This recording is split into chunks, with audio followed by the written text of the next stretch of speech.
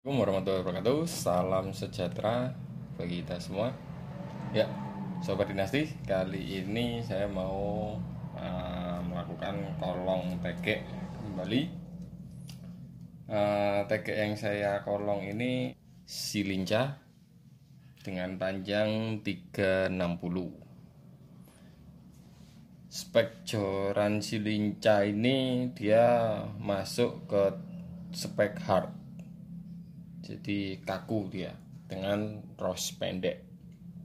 Totalnya sama ruas luar ini 13 ruas. Nah, nanti saya mau kolong dia aktif dengan perpaduan hitam dan ungu. Tapi ungunya ungu yang biasa. Langkah pertama yang kita lakukan yaitu menentukan judukan spinning ini. Isolasi kertas dulu biar tidak gerak, untuk memudahkan kita dalam pengikatan kolongnya.